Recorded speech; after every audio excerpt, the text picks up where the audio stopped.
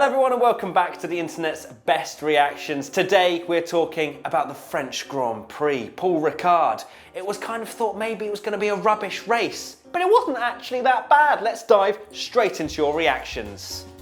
So my favourite part of the race weekend happened before the actual race itself, and it was a man flying, a man literally on a hoverboard above the racetrack, as @ChrisBlue0 says, that hoverboard, okay, there's some serious English issues going on here, but I'm going to translate. That hoverboard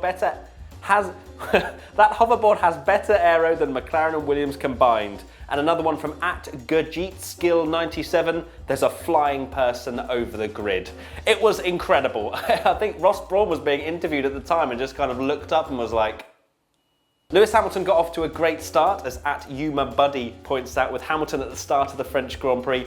Everything happening behind, Vettel sticking a nose in and locking up his front left, smashing into the back of Valtteri Bottas. He goes flying. There's cars everywhere. There was banter about Joe Collapse and World Rallycross. It was literal carnage. If there had been walls, so many more people would have been out of the race. You may be able to hear a drilling in the background. We're actually building a WTF1 logo in London. Apologies for the audio disturbances. We're not building a WTF1 logo, it's some stupid building. All in all, after lap 1, Hamilton was buzzing. He had Verstappen behind him, then Carlos Sainz in a Renault. That's when you know shit has well and truly hit the fan. @Resamus Maximus, good drilling, shush.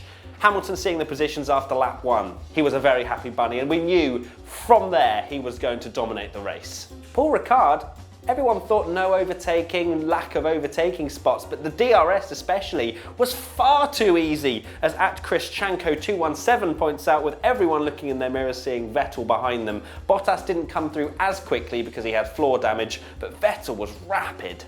@Tom Saar comes in with Sebastian Vettel during the French Grand Prix. That's a great, is that Photoshop? Is that paint? But you can clearly see it's a rocket with Vettel's head on it. He was quick. Some more start of the race carnage now, and this is probably the best tweet ever. Not only because of the tweet, but also the reply.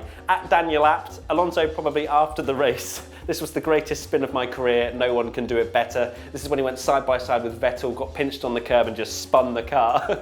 So he put that, and then Alonso replies after the race with 3 question marks and loads of laughing, crying faces. And Daniel Apt was like, oh no. Now Charles Leclerc, @Senna58DW says, meanwhile in Leclerc's race, I didn't think that was fair. When this person tweeted it, he was doing all right, I think in 6th or 7th, but he did get mugged a little bit. He's in a Sauber, for God's sake, but he still came home with a point. Charles Leclerc, was he driver of the day, or was there someone better? Wait, hold on. I'm just stopping myself from talking. Vettel got driver of the day. What a joke. He smashed Bottas. It seems like it's a running trend within races. You know, even though we had a really exciting start of the race, and I found most of the French Grand Prix quite entertaining, so did the drill apparently. @Tasifica says, me seeing the clouds and hoping for some rain. Now I saw a lot of tweets again like this. You know, obviously we had that 60% chance of rain, so there was that hope. But people started saying, oh, you know, it's a snooze fest. It started to become boring just because we had 10 laps of no overtaking. Okay, we had some boring races before, granted. But the French Grand Prix was not boring. And if you thought it was boring, you need to get to know what Formula One's about, okay? There's not overtaking every single lap. The overtakes were kind of easy, but it was still entertaining. Just to highlight how many of you were praying for rain, another one, @Joshua_NL, DJ Khaled style. Please, rain gods, give us rain. We didn't get the rain, but it was still a good race, so don't complain. @Mine47X, me waiting for the rain. And apparently it came just at the end when it was Ted's notebook. It always happens, always. This GIF is amazing. I'm not gonna say it's my favorite because people are like, oh, what's your favorite? @HakeFond says, awaiting rain and safety car. That is so good, and I love dogs, so it just works. During the race, Formula One will show us some lovely aerial views of the track. Paul Ricard, quite a confusing track, as @Jeffrey Nedeloff comes in with, when you see an aerial view of the track, and that is, I'm looking at a still image right now, and that, when I move, wow, if I move it like that, it full on starts moving again. And this is a screenshot, it's not the GIF. Pause the video and try it. Honestly, you just got to kind of...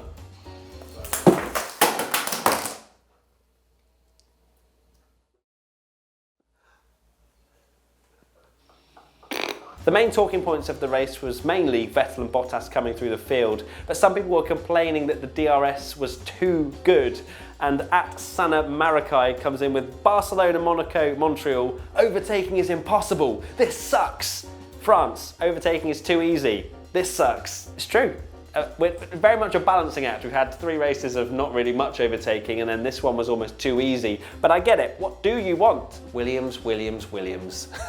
At iFlamingZombie with a 3 at the end. That's a bit savvy. Hashtag WTF1. Only a Williams could be given a penalty for going too slow. I think that was Sorokin behind the safety car was going too slowly. Couldn't keep up, clearly.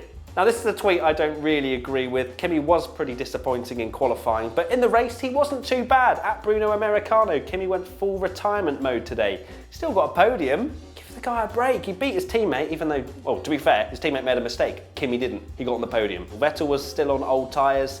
Kimi was on fresh ones. At Jan Magan says, Ferrari just let Raikkonen pass Vettel. And at Tamaka167, right, this was good. Raikkonen passing Vettel on track. Confused screaming. Now I was quite quick to criticise the French Grand Prix and the Paul Ricard circuit in particular, you know, just the fact that it's coming back to the calendar and that the slightly revised layout with the chicane down the straight. Thought maybe there's not going to be many overtaking opportunities. There was, so I kind of take my words back, and so does Guido van der Garde with criticisers of the French GP. Yes, I was among them.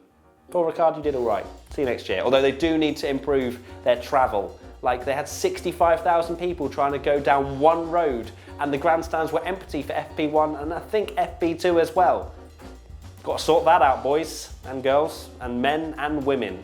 To sum it all up, at Ben Ashcroft 27, decent race that. Maybe we should go into all races with no expectations. That's not going to happen, is it? It's just because it was a new track, everyone was chatting rubbish about it, but it was good. It was good. 6 out of 10. Have you guys done your race review yet? If not, do it now. Cheers. Right, race rundown time. Race rundown. Race rundown. Race rundown time. And now it's time for Race Rundown with your host, Matthew Gallagher. It's coming home. And the race results are as follows. Oh no, this is going to go terribly. Where do I end? I end at Alonso. Okay. Hamilton, Verstappen, Raikkonen, Ricciardo, Vettel, Magnussen, Bottas, Sainz, Hulkenberg, Leclerc, Grosjean, Van Dorn, Ericsson, Hartley, Stroll, and Alonso. Yeah, I'm taking that. I've got much better things to do than that. Cool. I feel like I can do better though. I'm doing one more. Hamilton, Verstappen, Raikkonen, Ricciardo, Vettel, Magnussen, Bottas, Sainz. No, that.